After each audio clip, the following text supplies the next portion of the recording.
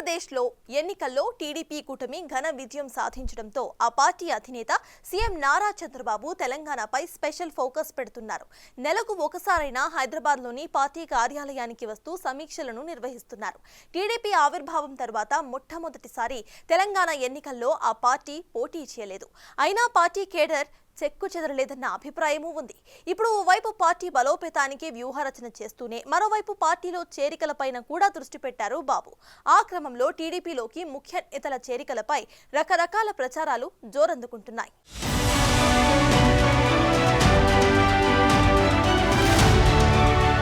తెలంగాణలో తెలుగుదేశం పార్టీని బలోపేతం చేయడమే లక్ష్యంగా ఆ పార్టీ అధినేత చంద్రబాబు నాయుడు పావులు కదుపుతున్నారు.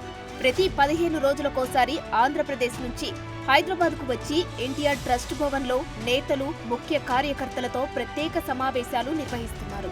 తెలంగాణలో టీడీపీకి పునర్వైభవం తీసుకొస్తామని క్యాడర్కు భరోసా ఇస్తున్నారు. తెలుగు వారంతా కూడా 45 సంవత్సరాలుగా నన్ను ఆదరించి గౌరవించారు, పార్టీని బలోపేతం చేశారు. ఇది మన నాయకుడు నందమూరి తారక రామారావు గారు పెట్టిన పార్టీ. తెలుగువారి చరిత్ర ఉన్నంత వరకు ఎప్పుడూ తెలుగుదేశం పార్టీ తెలుగువారి కోసం పనిచేస్తూనే ఉంటాం. అందుకే ఇటీవల కాలంలో ఆంధ్రప్రదేశ్లో అయితే ఒక హిస్టారికల్ విక్టరీ వచ్చింది. దానికి కారణం మీ అందరి అభిమానం, మీ అందరి కృషి అని చెప్పి కూడా నేను మీకు తెలియజేస్తున్నా. అదే సమయంలో మనం చేసిన పనులు శాశ్వతంగా ప్రజల్లో గుర్తుంటాయి.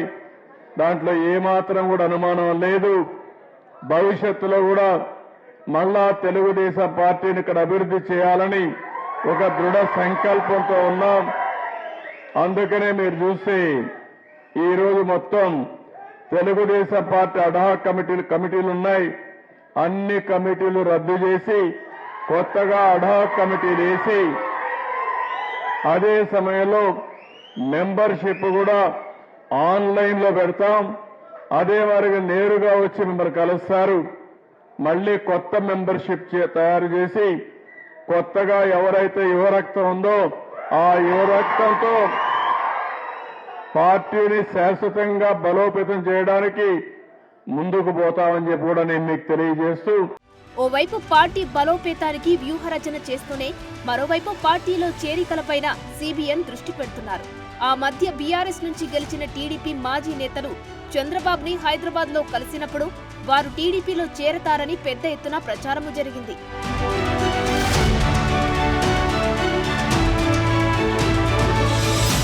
తాజాగా సీనియర్ నేత, మాజీ మంత్రి, సినీ నటుడు బాబు మోహన్ సైకిల్ ఎక్కడానికి రెడీ అయ్యారన్న టాక్ నడుస్తుంది. సినిమాల్లో, రాజకీయాల్లో తనకంటూ ప్రత్యేక గుర్తింపు తెచ్చుకున్న ఆయన కొద్ది రోజులుగా రాజకీయాల్లో యాక్టివ్గా లేరు. అభిమానులు, అనుచరుల కోరిక మేరకు మళ్లీ యాక్టివ్ కావాలని, అది కూడా తనకు రాజకీయ భవిష్యత్తు ఇచ్చిన తెలుగుదేశంలో చేరి సత్తా చూపించడానికి సిద్ధమవుతున్నారట. ఆ క్రమంలోనే ఎన్టీఆర్ ట్రస్ట్ భవన్ కి విచ్చేసిన నారా చంద్రబాబును బాబు మోహన్ కలిశారు. ఈ సందర్భంగా పార్టీలో చేరినప్పుడు, టీడీపీలో ఉన్నప్పుడున్న రాజకీయ పరిణామాలను గుర్తు చేసుకుని ఆయన చాలా ఎమోషనల్ అయ్యారట. అన్నీ అనుకున్నట్లు జరిగితే అతి త్వరలోనే బాబు సమక్షంలోనే పసుపు కండువా కప్పుకుంటారని తెలుస్తోంది.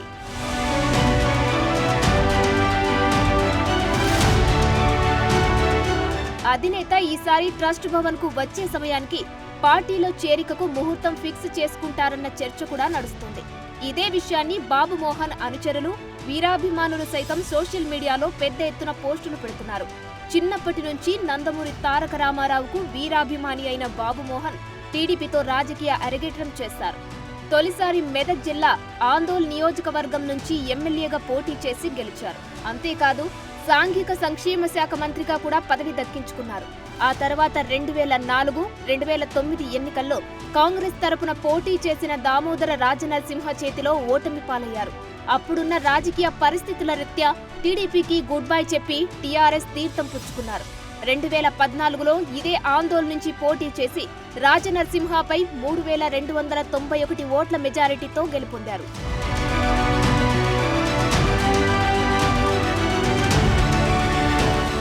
2018 ఎన్నికల్లో గులాబీ పార్టీ టికెట్ ఇవ్వకపోయేసరికి కారు దిగేసి కాషాయ పార్టీలో చేరిపోయారు. బీజేపీ తరపున ఆందోళన నుంచి పోటీ చేసి బీఆర్ఎస్ అభ్యర్థి చంటి క్రాంతి కిరణ్ చేతిలో ఘోరంగా ఓడిపోయారు. 2 సార్లు ఎమ్మెల్యేగా గెలిచిన ఆయన 2018లో 3వ స్థానానికి పరిమితం కావడంతో అందరూ ఆశ్చర్యపోయారు.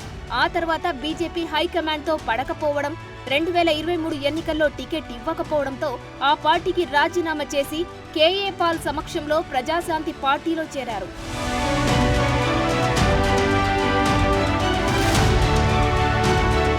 కొద్ది రోజులు ఆ పార్టీ తరపున హడావిడి చేసిన బాబు మోహన్ ఆ తర్వాత అడ్రస్ లేకుండా పోయి తాజాగా ఎన్టీఆర్ ట్రస్ట్ భవన్లో ప్రత్యక్షమయ్యారు. ఒకవేళ బాబు మోహన్ టీడీపీలో చేరడం ఖాయమైతే ఆయనకు ఎలాంటి ప్రాధాన్యత లభిస్తుందో చూడాలి.